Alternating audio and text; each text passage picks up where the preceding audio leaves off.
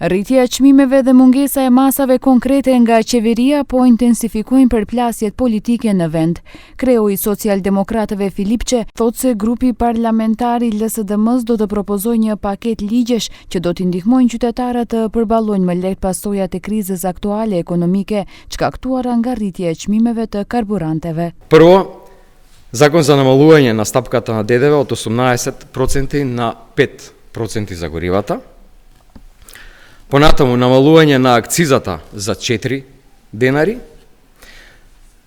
Третиот закон укинување, следување на 0% ДДВ за основните прехранбени производи. И четвртиот закон за преполовување на цените на патерините, кои што нашите граѓани ги плаќаат возејќи по патиштата ширум државата. Opozita akuzon për neglizhencë institucionale dhe mungesë reagimi ndaj krizës ekonomike që sipas tyre po rëndon çdo ditë më shumë buxhetet familjare në vend. Bashkimi Demokratik për Integrim kërkon nga qeveria të shkarkojë ministrin e ekonomisë, I cili sipas integristëve nuk ka as vizione as plan për menaxhimin e krizave ekonomike. Republika e Maqedonisë së Veriut aktualisht funksionon pa Ministritë e Ekonomisë funksionale, ndërkohë që pritet rritja e konsiderueshme e produkteve bazë, e kostove të transportit dhe në përgjithësi shtretim I jetës për qytetarët.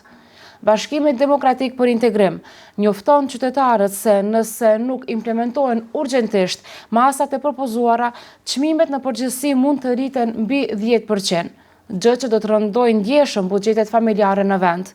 Nga vëmorot DPMN thonë se Filipçe nuk ka kredibilitet të flasë për masa dhe krizën, shtojnë se qeveria po I shqyrton masën për uljen e TVSH-s në 10%. Владата активно ја следи ситуацијата, се размислува за намалување на ДДВ од 18 на 10%, се со цел заштита на животниот стандард на граѓаните, но сепак да видиме и да оставиме владата во текот на денот да излезе со став по однос на ова прашање. Nga qeveria informojnë se në ditët në vijim do të sillin vendim për uljen e TVSH-s.